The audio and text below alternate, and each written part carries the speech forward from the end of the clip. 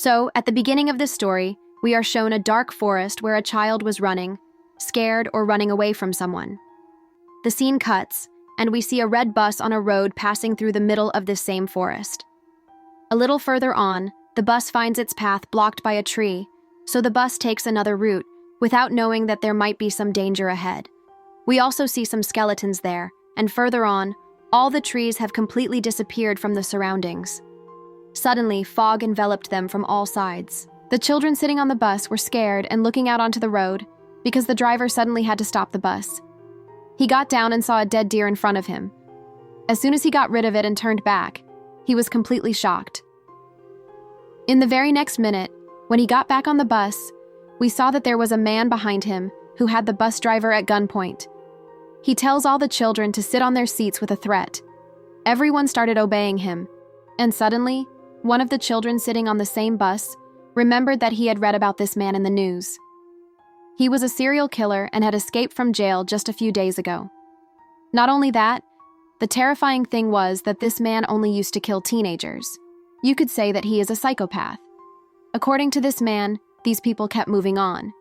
They threw their phones out the window, and the driver kept driving his bus. While driving, the driver missed another signboard which indicated that they were heading towards an empty military zone, meaning an area where research was done years ago, but now no human lived there. This was a tunnel which had many lights on at this time, and inside this tunnel, their bus suddenly stops. They found out that the bus engine had broken down.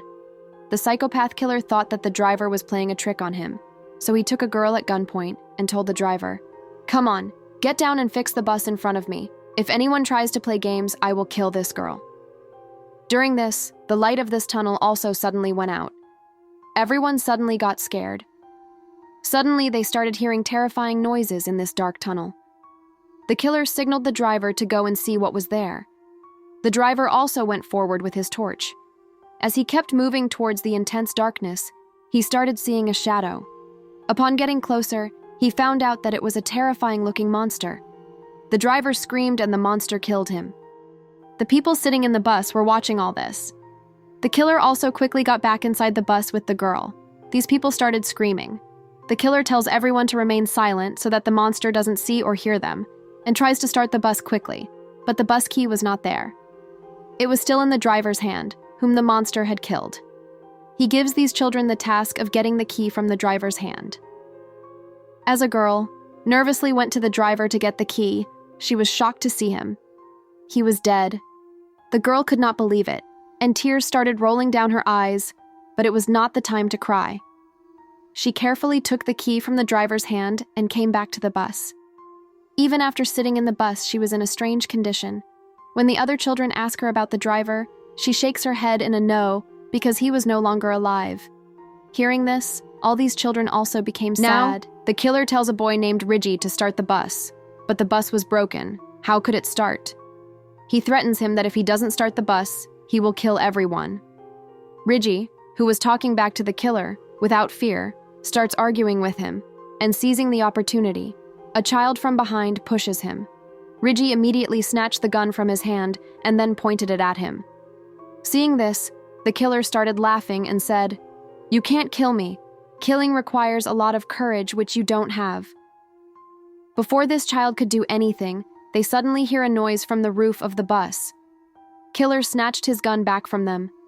Now, the noises coming from the top of the bus had also increased, because of which all the children get scared, and the angry killer gets out of the bus and starts shouting, "Whoever you are, come out of the darkness, face me." He was saying all this when suddenly he stopped speaking. A strange, fear-filled smile came on his face, and suddenly, someone attacked him. The attacker separated his head from his body, and the children were completely shocked seeing this from inside the bus. They had gone silent because they could see the creature, the monster, with the man's head in one hand, and that terrifying-looking creature was visible. It had many tentacles in its hand, which it had embedded inside the man's head. They couldn't understand what to do.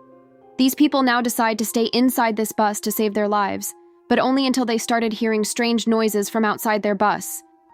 With a cracking sound, the bus door opened, and they saw the same monster's big hands on the bus seat. The monster had entered the bus, to escape from which they started running towards the bottom from the other door of the bus. but that door did not open.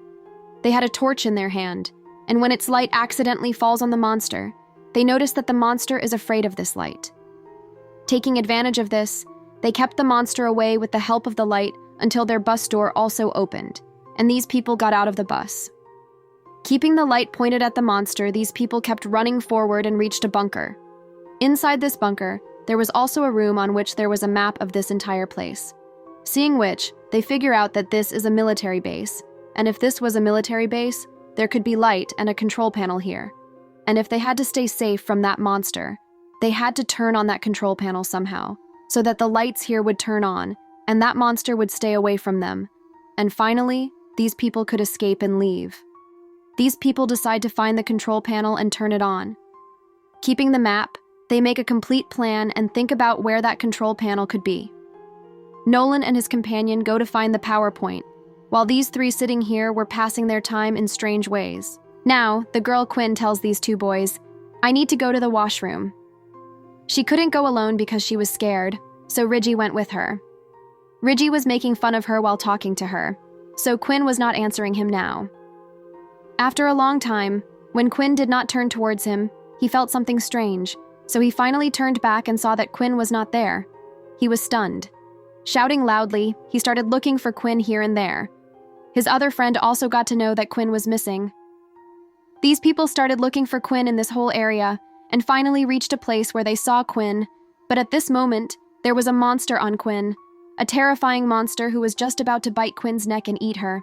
Quinn's own condition was like being unconscious. Here, Ridgie distracts that monster by showing fire, while his other friend managed to pull Quinn out from under him. Quinn and those two quickly start running away to escape, thinking that Ridgie is behind them. Actually, the monster had knocked the torch out of this girl's hand, and it fell into the water below and was extinguished. And now, the monster was just about to attack him. Strange things came out of its mouth and fell on Riggie's face, and this was blood. When Quinn and her friend finally saw Ridgie, they were stunned. These people could not do anything now, and before this monster could eat Ridgie, the light suddenly comes on here, due to which the monster gets scared and leaves Ridgie and goes away, and these people understand that their friends finally found the generator. Nolan and his companion turned on the generator, found a room nearby in which a dead body was lying, and there were also many pictures and notes. In these notes, there was only information about this creature. It seemed as if someone had done a lot of research on this creature and then, as if he could not succeed in killing it. Anyway, reading all this was not their point. Their point was to get out of the police car quickly, so they turn back, and they see a strange shadow from a distance. Both of them got scared. They held their breath, thinking the coming one could be the monster too. But it was found that it was not a monster, but their three companions, seeing whom they happily went to them. This happiness was only for a moment because in the next moment they saw a mark on Quinn's neck. It was a wound, a very deep wound from which blood was flowing. This happened because of the monster's bite. It was also possible that Quinn might get infected and turn into that monster. Misi says that maybe we shouldn't keep Quinn with us, but these people don't say that. They keep Quinn with them. To get information about what is going to happen to her, they go back to the same room where they had previously found many notes about that monster. From the many notes lying there, they pick up a notebook and start reading it. This was the story of a boy who loved to explore new places with his sister, and thus, one day, they reached this military base while exploring. Walter Kahn, who wrote a story, kept looking closely at the map here and lagged behind, while his sister kept going ahead, and suddenly she was shocked, as if she saw something strange inside the tunnel. The brother standing behind, as soon as he looks towards her, it was too late. Crying and screaming sounds were coming from inside the tunnel. He himself got scared by this, and instead of going inside and saving his sister, he started running towards the forest so that he could save his life and leave from here. This is the same scene that we saw at the start of the movie. At this time, this child left from here, but now this incident remained in his mind. In his heart, this thing remained that his sister was killed because of his carelessness, and now he wanted to take revenge on the thing that killed his sister. Even after years passed, he could not forget anything. He researched this monster, found out every single thing about it, and then planned how he could kill this monster. He even built a machine to kill the monster, but before he could kill the monster, due to his bad luck, the monster found out about his presence here and killed him. With the help of his notes, these people also find out that the monster who attacks or tastes the blood of someone kills them eventually. And now, Quinn was in a lot of danger. These people say that to save Quinn, they will fight. They will complete the work that man started. They will complete his machine and kill that monster.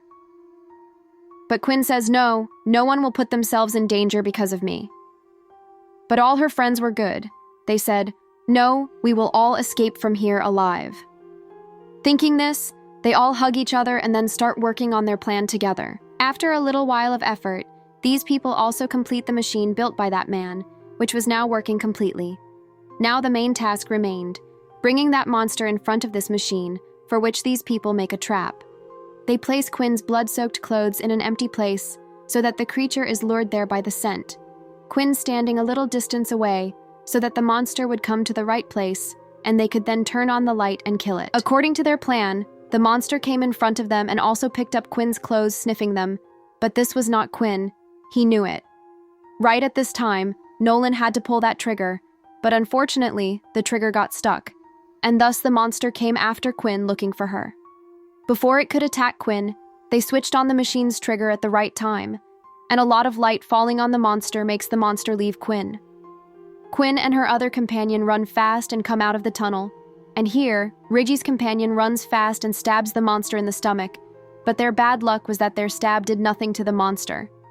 Now, the only solution these people had was to save their lives and run away from here. Holding torches in their hands, these people start running outside, but now the monster was behind them. Both the girls had already left the tunnel. As soon as they came out of the tunnel, they took a sigh of relief and looked behind where their friends were still not coming, and now the monster was also standing in front of them. They started trembling with fear, but the monster did not come out because there was light outside. Just then, we also see those 3 boys behind who now came near this monster. They set it on fire from behind and came out of the tunnel.